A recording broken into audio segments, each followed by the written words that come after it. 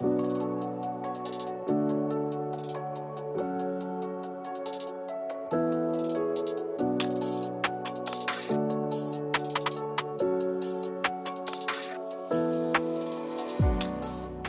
to a ship review and analysis of the Hull A.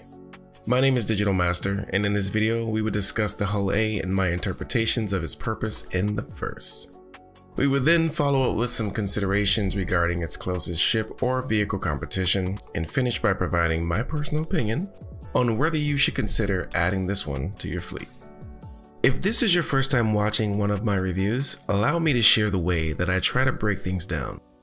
To begin, I go over the ship or vehicle's description. We will then discuss the ship's analysis and what type of players I personally believe the ship is designed for.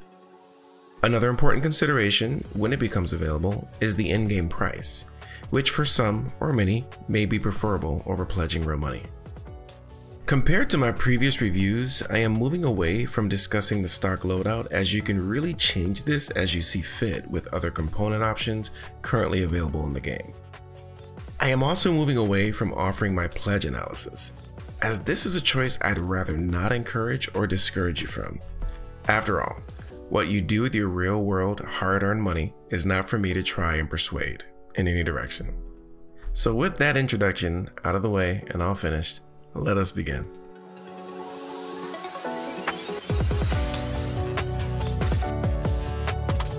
On to the ship details, and we'll begin with the description.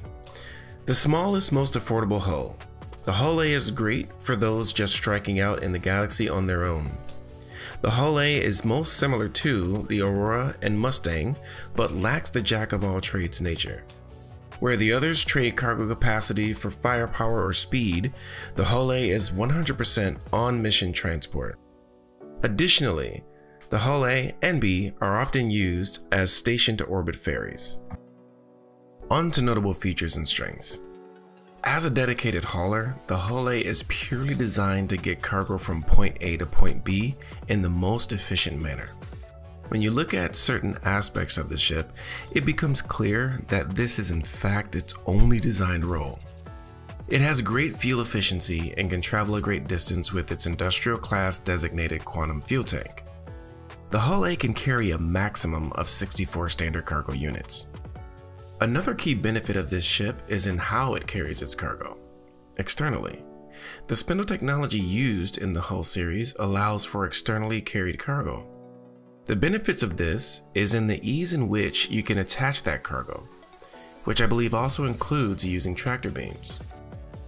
This will make for faster loading and offloading of cargo regardless if transporting to space stations or landing zones on planets or moons. Another notable strength of the Hull A comes in comparison to its other hull chassis siblings. The Hull A and the Hull B are capable of landing while fully laden. The spindles extend to the port and starboard sides of the ship, not the bottom or top of the ship when speaking of the Hull A specifically. As you might imagine, this means you gain the added benefit of additional location and destination options from which to run your cargo operations. Now, it is worth noting that the Hull A has a sleeping quarters, shower, and kitchenette. It also has storage capacity for carrying necessary items for long journeys. The Hull A also comes equipped with a weapons rack and armor closet. This is enough to provide you with just about everything you need to be a dedicated cargo runner, constantly on the go or away from port. Now on to the notable weaknesses. Just as the spindles provide great benefit to the Hull series, it equally exposes a weakness. The exposed cargo will inherently make the Hull series more tantalizing of a target to would-be pirates. Time management and efficiency regarding how long it takes to disable and loot a ship will be central to most pirate organizations. Attacking a fully laden hull versus one with an interior might prove too desirable an opportunity to pass up. This also leads into another weakness of the ship, which is its lack of respectable defenses. With only a size 5 nose mount, to which I am not sure it can be fitted with anything larger than its currently stock-loaded 2 size 1 weapons, the defensive capabilities of this ship are just lacking. Couple that with the limited maneuverability and you have a practically defenseless ship against even the most conservative opposition. Considering its limited speed and defense, this ship isn't designed to withstand any sustained damage. As a result, this forces any cargo running focused player who is considering the hull A to heavily consider the pros and cons of hiring help on their cargo running excursions, which can cut significantly into profit potential. Hardly a weakness in comparison to the other benefits it generates, this ship carries the least amount of cargo capacity than any of its hull series siblings. While at face value that may appear to be a drawback, the hull A can land fully laden on planets and moons as mentioned earlier. That alone can lead to more options to possibly maximize profit opportunities.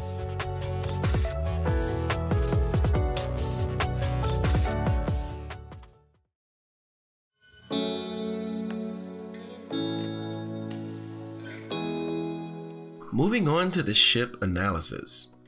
The hull A, as mentioned, is a purely dedicated hauler, and a very good one at that based on its design. If you want to be the citizen in the verse that focuses significantly on cargo running and transportation, then this ship is indeed a very viable option. The safety concerns of this ship, which includes its ability to defend itself, one might heavily consider sticking to safer routes that do not take you through or into dangerous or even moderately dangerous territories and systems. Now, my thoughts on the logical approach to utilizing the hull A would be to focus more on the safer routes and maybe even shorter ones to limit travel through dangerous areas as just mentioned. The alternative is to work with friends, organizations, or hire escorts, which may allow you to be able to stretch a bit further than the normal comforts of the safer regions and systems. This does bring up a significant dilemma that you will have to weigh and consider closely. On one hand, do you hire additional help to ensure you get the job done safely? This option will potentially allow you to take the more riskier and more rewarding jobs. The alternative is to stick to the safer routes, which most likely will provide lower profit opportunities. The truth is, both options, depending on the nuances and unique details of course, may balance each other out. For each scenario, the profit potential is most likely going to be considerably offset. Security concerns aside, from getting in and out quickly, enduring longer trade routes, moving cargo to many different destinations, including planets and moons, this ship should be able to get it done and done effectively. So who would I say the hull A is for? If you love cargo running and have recently just begun your journey venturing into the verse, this ship is an easy choice. Though there are alternative options available that serve a similar purpose, this ship should be high on the list of considerations for the beginner dedicated cargo hauler.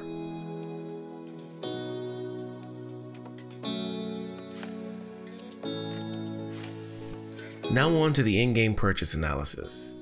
At the time of making this video, the hull A is just entering into the game as a fully flight-ready vehicle. As a result, and per CIG's current standards, it is not available for sale in-game just yet, though it will be in future patches.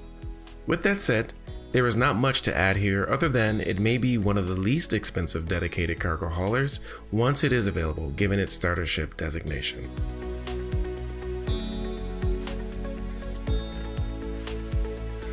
Okay, so now moving on to notable ship alternatives.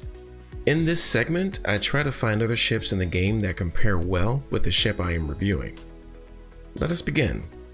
The first ship in my list, and for this hull A review specifically, the only ship I find very comparable is the Freelancer. The Freelancer base variant compares very well with the hull A. The Freelancer can carry around 66 standard cargo units, which is 2 standard cargo units more than the hull A. The hull A is less expensive in real-world money pledges, and we can confidently assume the same will be true in-game. For the USD price comparison, the Freelancer is more expensive at $110 US, where at the time of making this video, the hull A is at $60 US. The other notable comparisons between these two ships will be both the defensive capabilities as well as the physical location where cargo can be carried. Compared to the hull A, the cargo is held internally for the Freelancer. As far as defensive and offensive capabilities, the Freelancer wins this easily with 2 size 3 weapons and a manned turret holding 2 size 2 guns. The The Freelancer has a near full set of amenities similar to, or similar in nature, to the Hull A, but capable of supporting a max of 4 crew members. That may be considerable. It is also worth noting that the Freelancer series does not have a full kitchenette or a full shower, though it does have a toilet shower combo. Now, to me, the Freelancer is the competition to the Hull A, though I do have some honorable mentions. Those honorable mentions include the Cutlass Black that has a cargo capacity of 46 standard cargo units. Another is the Freelancer Max with 120 standard cargo units. I consider the Max to be a significant step up from a starter ship, as well as my next mention, the Argo Raft, which has a cargo capacity of 96 standard cargo units. Now, some might even throw in the Hull A's bigger brother, the Hull B, for consideration here. This is another big jump forward though, as the Hull B carries significantly more cargo than the Hull A at 384 standard cargo units. So in summary, I believe its closest competition in respect to its entire use case argument would be the Freelancer, which is made by the same manufacturer, Musashi Industrial Starflight Concern. I personally like the Freelancer as an alternative and feel that it is very comparable to the Hull A. The reason I can see choosing the Freelancer over the Hull A is mainly tied to the following points. Number 1, you want to run cargo with a friend or at least one additional crew member. 2, you prefer carrying cargo internally instead of externally. 3, you prefer a bit more security, even if it is marginal at best. Number 4, you have additional rail money or UEC to spend. And number 5, you simply prefer the aesthetics of the Freelancer over the Hull A. Well, that would be all from me regarding the Hull A in this particular video. I love this little ship and I think it has a firm place in the verse and a solid use case in comparison to other similar ships. I hope this video was helpful to you in your evaluation of the Hull A. So thank you for watching this video and hopefully we'll meet in the verse.